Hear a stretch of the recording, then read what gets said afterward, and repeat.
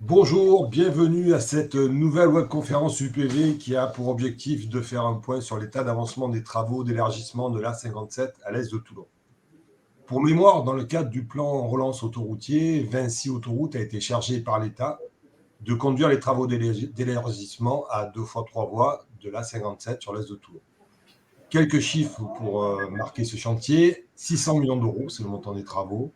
110 000, c'est le nombre de véhicules jour. 4 ans, c'est la durée des travaux, donc ça nous amène à une livraison pour 2025. Ce projet s'inscrit dans une démarche globale de recomposition urbaine de la métropole toulonnaise qui doit contribuer au développement du territoire et de son attractivité. Alors l'année dernière, nous avons fait une première webconférence pour, on va dire, le lancement des travaux. Aujourd'hui, nous sommes un peu à mi-parcours. C'est l'occasion de répondre aux interrogations et aussi aux rumeurs, puisque malheureusement, il y a toujours les rumeurs. Donc, où en est-on? Est-ce que les délais seront tenus? Qu'est-ce qui nous attend, nous, utilisateurs, au quotidien pour les prochaines semaines et les prochains mois? Alors, ce matin, nous avons le plaisir d'accueillir Mathilde Froment, directrice d'opération adjointe, et Benoît Letouin, conducteur d'opération pour Vinci Autoroute. Je les remercie. Alors, n'hésitez pas à poser les questions via le chat. Je vous souhaite une webconférence et je passe la parole à Mathilde. Merci.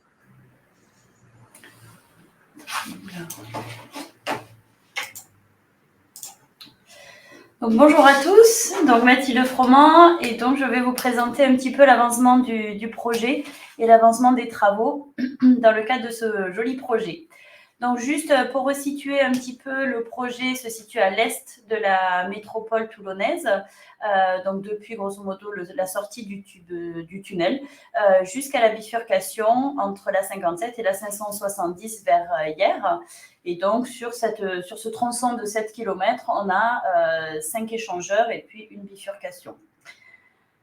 Donc, nous avons décidé de vous présenter l'avancement des travaux en partant de l'ouest vers l'est sur ces 7 km, donc par secteur pour mieux se repérer. Et donc, on commence par le premier secteur, qui est le secteur de Saint-Jean-du-Var et de la Palace. Donc, dans ce secteur, on a particulièrement œuvré ces dernières semaines à la mise en place des écrans acoustiques qu'on peut voir sur les deux photos. Donc, c'est ces espèces de murs grisâtres qui vont être à terme, à la fin du projet, peints de la même couleur que les poteaux, donc dans une teinte un petit peu marron pour une meilleure intégration. Et on voit également le début des portions d'élargissement. Donc, ce sont ces bandes au pied des écrans qui sont plus claires aujourd'hui, où on va monter successivement les couches de l'élargissement entre la structure et puis au final la chaussée. Donc, dans ce secteur, on a aussi particulièrement travaillé dans la construction de bassins, notamment de bassins enterrés, de bassins souterrains. Donc ici, on vous a mis des exemples de photos de 2 bassins différents. Donc dans ce secteur, on en a 4, dont un qui est déjà fini et qu'on ne voit plus aujourd'hui, puisqu'il est remblayé. Aujourd'hui, on a les murs anti-bruit qui passent au-dessus. Donc ce sont des bassins de protection de la ressource en eau qui permettent de récupérer toute l'eau qui va tomber sur la chaussée autoroutière et qui va être traitée, décantée, pour après être rejetée dans le milieu naturel. Chose qui, avant travaux, était directement en rejet diffus dans le milieu naturel. Donc, dans ce secteur-là, on a également l'échangeur de la Palace, le diffuseur de la Palace. Donc, c'est un pont où la 57 passe au-dessus et en dessous, on franchit l'avenue Joseph Gasquet. Donc, sur cet échangeur-là, nous avons à élargir de part et d'autre. Donc, on voit sur la photo des amorces d'élargissement qui sont au niveau des extrémités du pont.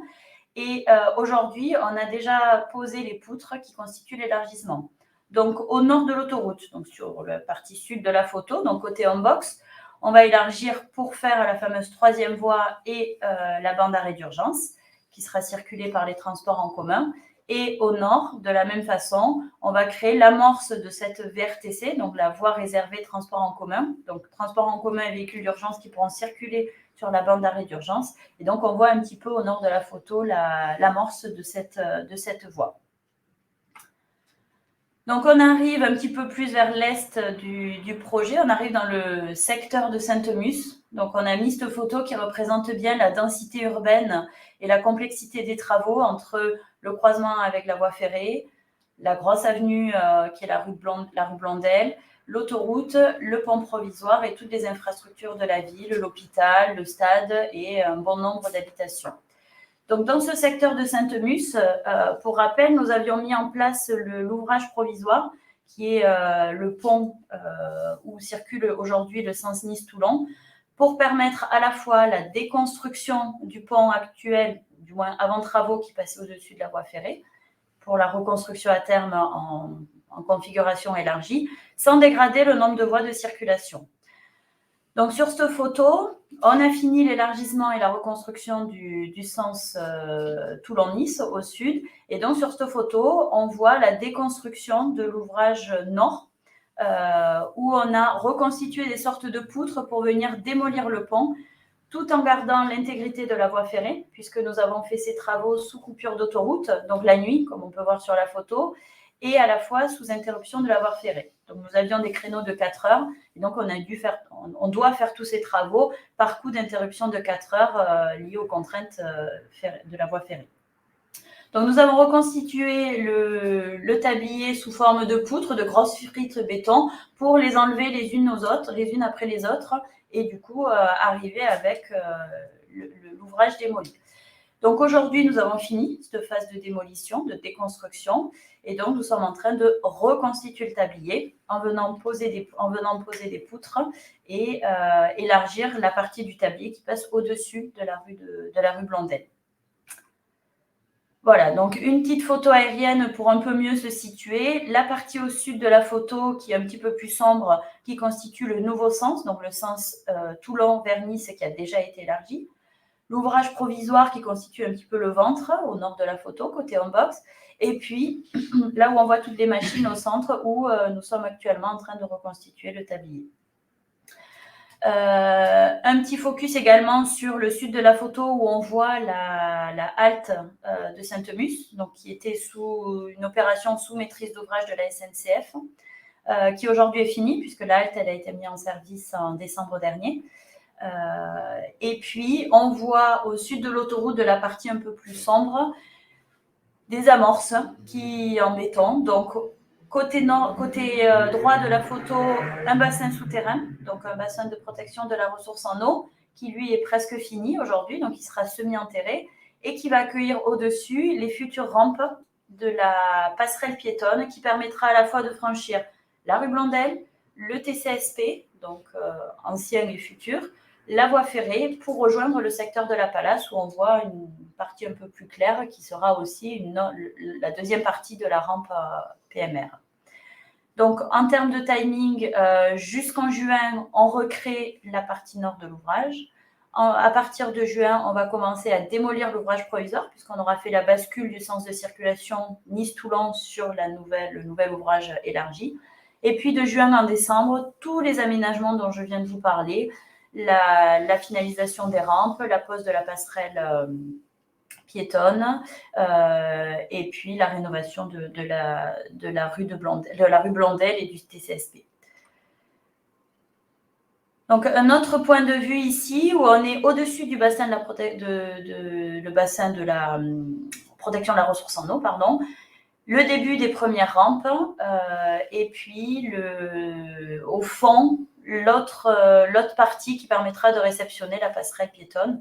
Donc aujourd'hui, si vous passez dans le secteur, c'est cette espèce de grosse poutre en treillis blanc qui est arrivée la semaine dernière et qui est en train d'être assemblée pour une pause prévue courant mars.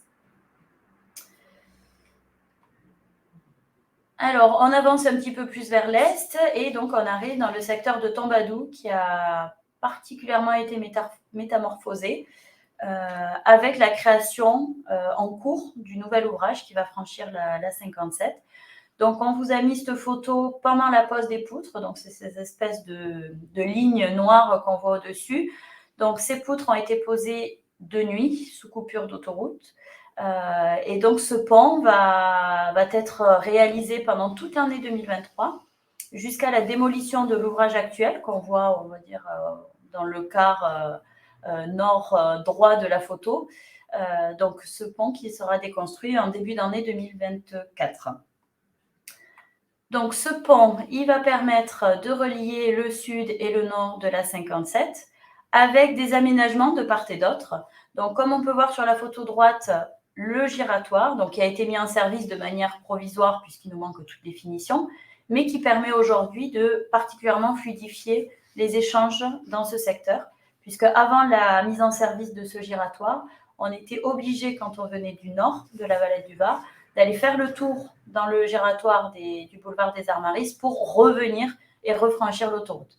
Aujourd'hui, ce giratoire nous permet d'accéder dans la bretelle de Toulon, donc cette bretelle qu'on voit dans le quart bas gauche de la deuxième photo et qui permet de reprendre la direction de Toulon. La photo de gauche représente le plus gros bassin qu'on est en train de construire. Donc là, on voit une partie qui est déjà finie, où on voit la grue jaune, une autre partie où on a ces espèces de poteaux qui est en train d'être construit. Donc à terme, on va avoir une couverture béton. Et donc, l'ensemble sera enterré, remblayé avec de la terre. Et au-dessus de ce bassin, à l'instar de ce qu'on a fait au nord, on va créer un second giratoire de l'autre côté de l'ouvrage. Et pour mieux comprendre un peu toutes ces métamorphoses, on vous a mis un extrait de la maquette 3D qui voit à terme la configuration du projet. Le giratoire nord avec la bretelle qui est en direction directement de Toulon, le giratoire sud, le nouvel ouvrage qui permet de franchir la 57, et puis cette grosse boîte en béton qu'on ne verra plus, donc qui se situe à droite de la photo, puisqu'on va avoir un remblaiement et puis on va essayer d'embellir tout ça avec un aménagement paysager. Donc, on va venir planter au-dessus. Et donc, pour le reste de l'explication, je passe le flambeau à Benoît. Bonjour à toutes et à tous. Donc, nous allons continuer notre voyage vers l'Est et nous allons au niveau des fourches. Alors, sur cette photo, ça paraît un petit peu bizarre, mais on dirait qu'il manque quelque chose. Et effectivement, il y a 15 jours, dans le week-end du 11 au 12 février, nous avons démoli le pont des Fourches. À la fin de l'année dernière, nous avions construit donc un nouvel ouvrage et nous avons mis la circulation dessus. Et donc, il y a 15 jours, on a démoli cet ouvrage, une opération un peu inédite quand même, délicate, mais qui a été bien menée. Ça a été fait sous coupure d'autoroute, donc dans la nuit de samedi à dimanche, parce qu'il nous fallait le temps nécessaire pour pouvoir démolir et surtout évacuer les gravats. Quelques chiffres comme ça, donc on a fermé l'autoroute à 21h, on l'a rouverte le dimanche matin à 11h. Un ouvrage qui fait à peu près une trentaine de mètres de long, 16 mètres de large, 1400 tonnes. Et il y avait, donc on l'a démoli, on va dire, on l'a grignoté, donc avec des grosses machines, avec des grosses pinces qui ont grignoté le béton, des pelles qui sont assez rares, puisqu'elles le font entre 80 et 100 tonnes, avec des pinces qui peuvent aller jusqu'à 8 tonnes. Et donc, vous voyez sur les photos, mais vous aurez une petite surprise à la fin de la présentation qui expliquera cette démolition. Et vous pouvez voir, donc, on avait mis un tapis sur l'autoroute pour ne pas abîmer la chaussée. Et puis, toute la nuit, les grignoteuses ont grignoté. Et puis, on a évacué les gravats qui serviront, qui vont être valorisés et qui vont être réutilisés sur le chantier. Et puis, au petit jour, il a fallu tout nettoyer et donc rouvrir l'autoroute à 11h du matin. Donc, sur les fourches, vous voyez, il manque quelque chose. Le nouveau pont est à droite, là où il y a la circulation. Et puis, dès les prochains jours, nous allons commencer les fondations du nouveau pont des Fourches qui permettra d'accueillir, et donc on va se projeter sur comment ça va être à la fin du chantier. Donc, il y aura 2 ouvrages et donc il y aura un centre de circulation par pont. Et nous allons aussi réaliser une circulation avec ce qu'on appelle des modes doux, puisque nous allons pouvoir circuler à pied et à vélo sur ces ouvrages. Nous continuons notre route, encore je dirais un secteur qui a beaucoup évolué et qui évolue encore. Il y a énormément de travaux, c'est le secteur de la digue. Donc d'abord, une zone qui est terminée, c'est au niveau du Clos des Oliviers, donc c'est au nord de la digue, où vous voyez sur la droite un écran acoustique qui a été fait pour protéger les habitations du Clos des Oliviers, et puis un merlon de terre qui vient d'être planté, et donc les plantations sont terminées, et donc on peut dire qu'à cet endroit-là, nous n'y reviendrons plus. On peut voir sur la droite de la photo la mise en service du deuxième giratoire. Donc, on voit deux giratoires au nord. Je rappelle que ces deux giratoires sont là pour deux choses. Pour fluidifier la circulation sur l'autoroute, mais aussi les gens qui viennent de la RD 97, donc qui viennent de la Farled, qu'on voit la circulation que l'on voit devant l'écran acoustique, et qui permettront soit d'aller par le centre de la Valette sans passer par le giratoire de l'autoroute, ou alors reprendre la Valette par ce qu'on appelle un shunt, c'est-à-dire une déviation, un petit raccourci, là, à l'endroit où il y a les travaux aujourd'hui, vous voyez sur la droite de la photo, où on voit un trou, et en fait, c'est la construction la rénovation d'un bassin qui existait déjà, et qui nous prend beaucoup de temps, parce que c'est des opérations très techniques et très délicates.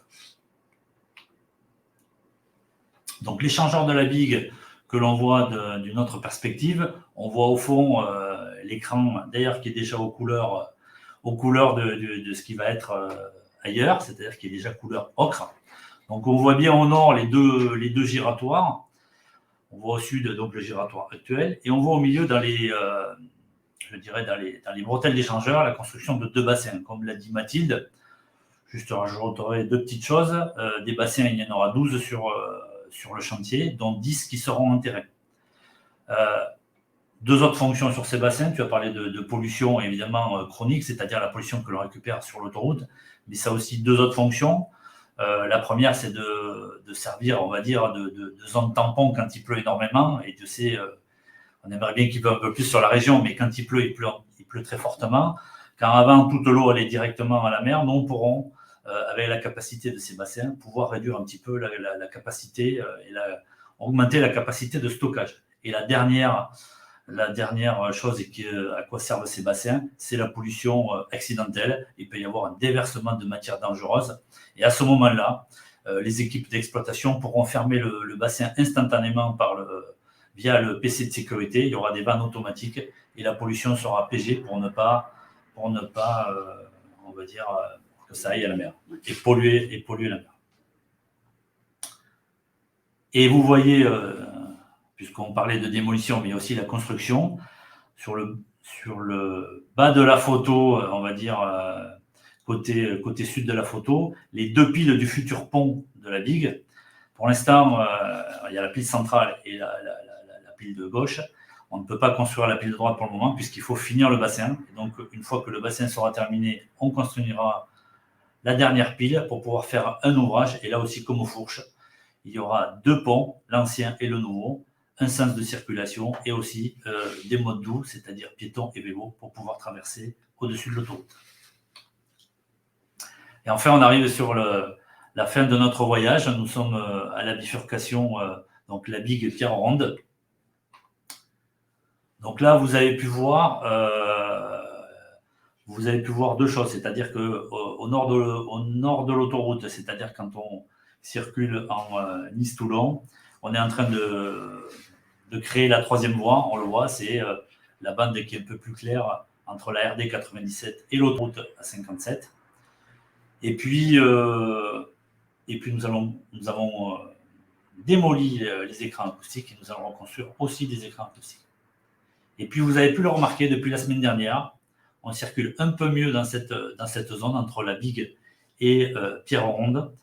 Nous avons terminé d'énormes travaux de chaussée, puisque la chaussée était un peu ancienne, et donc il a fallu conforter les couches de chaussée. À titre d'info, on est descendu parfois à plus d'une trentaine de centimètres de profondeur.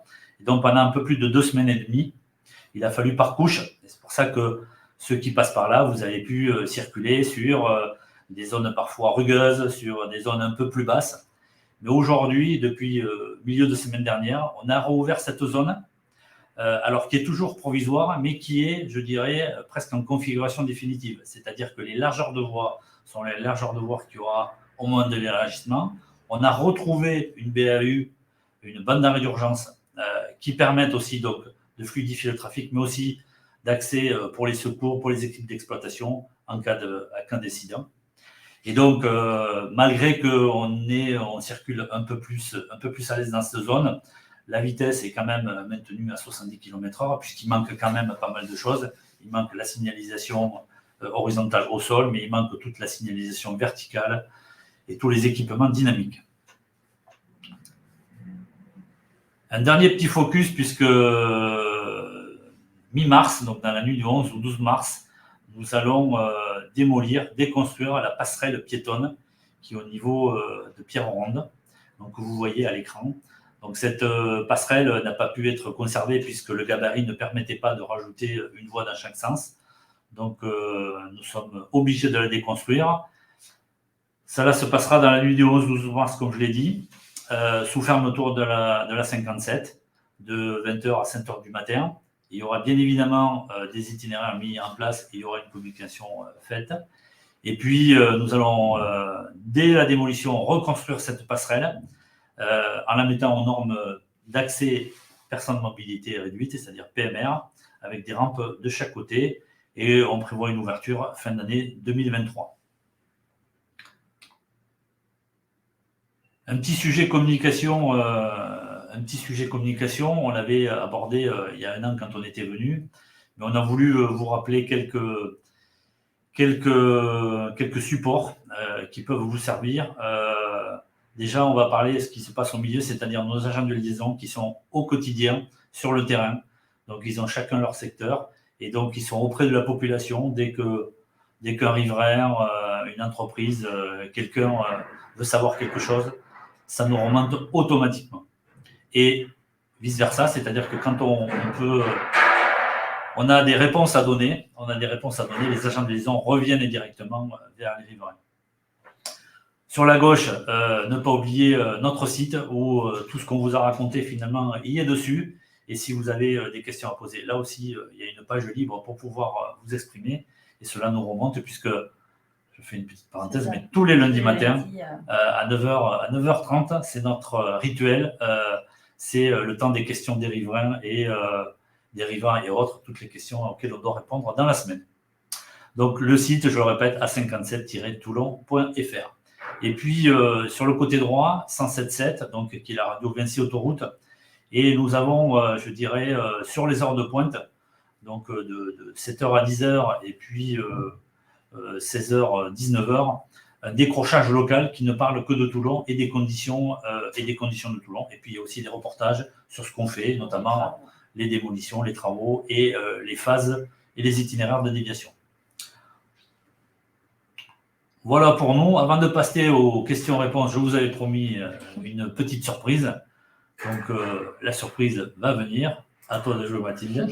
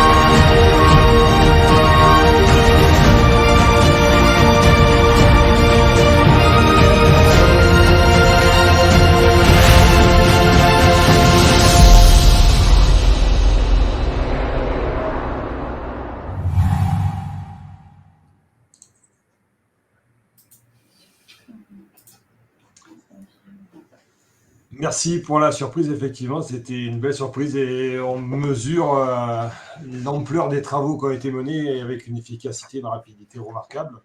Alors, il y a deux petites questions. La première, c'est sûrement pas du domaine de compétences de Vinci, mais vous avez peut-être l'information. Vous avez parlé des modes de transport doux. Dans cette logique-là, est-ce qu'il est prévu un ou des parkings de délestage pour pouvoir avoir des modes de circulation alternés ou pas, d'ailleurs? Donc, est-ce qu'à votre connaissance, il y a des projets ou des réalisations prévues? Alors, nous, dans le cadre de la 57, non, on ne fait, entre guillemets, que l'élargissement, la partie d'aménagement des bandes d'arrêt d'urgence pour les transports en commun. et ces pistes cyclables et ces modes doux, donc tout ce qui est poussette, à pied, trottinette, etc. Nous, dans notre cadre, on ne construit pas de parking. Après, c'est plus des projets de l'ordre métropolitain ou départementaux. Et en votre connaissance, il n'y a rien dans les cartons à ce sujet. Voilà, c'était juste ça. Voilà. Et la deuxième question qui, je pense, qui a été posée par... Ah, il y aurait une autre question. Est-il prévu une sortie au carrefour des Fourches en direction de la Lavalette du Var? Alors, on va dire une sortie depuis l'autoroute. Ou une entrée. Ouais. Alors, si la personne, elle peut peut-être préciser sa question. Alors, je ne sais pas si on reparle de la fameuse sortie qui était prévue en dessous de la station-service, mais ce n'est pas là du tout. Oui. Donc, on ne revient plus sur celle-là, puisqu'il n'y en aura pas. Non. Donc, si la personne qui a posé la question peut préciser sa question. Sinon, il y en a une autre, c'était est-ce qu'aujourd'hui, vous connaissez alors de l'autoroute vers le rond-point du 4 mai 47. Venant de Nice, c'est en venant de Nice. Donc, en venant de Nice, sortir vers la Valette, ouais. donc plutôt au nord. Je vois que ça peut être que ça, ça peut être que ici. Oui, ça peut être que ça, oui, tout à fait. Oui, c'est ça. Là, il manque ça. Ouais, c'est ça. C'est sûr. Ouais, non, c'est ça. Donc non, si la question c'est en venant de Nice pour sortir vers la Valette, il n'y a pas de sortie. Comme en fait à l'existant. Pour le coup, on ne modifie pas le nombre d'entrées ou de sorties par rapport à l'existant. On double la capacité de flux pour passer du nord au sud. Et voilà. C'est vrai que la question des entrées et sorties était récurrente, mais il n'y en aura pas de nouvelles. Donc comme ça règle malheureusement le sujet. Et peut-être dernière question pour conclure, la date de livraison. Alors, quelle est cette date et est-ce qu'on la tiendra ou pas? Enfin, vous la tiendrez plutôt. Donc, comme vous l'avez dit, on est à mi-parcours. On tient les délais. On est dans le temps qu'on s'était fixé. Et la livraison va avoir lieu début 2025. D'accord. La date précise, il est un peu trop pour le dire.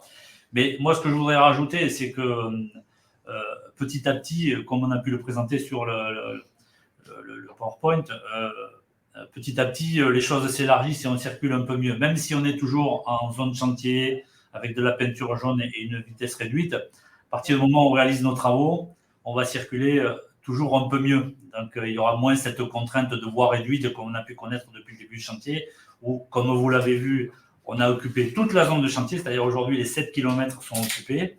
Parfois, on est coincé, il n'y a pas de bande d'arrêt d'urgence.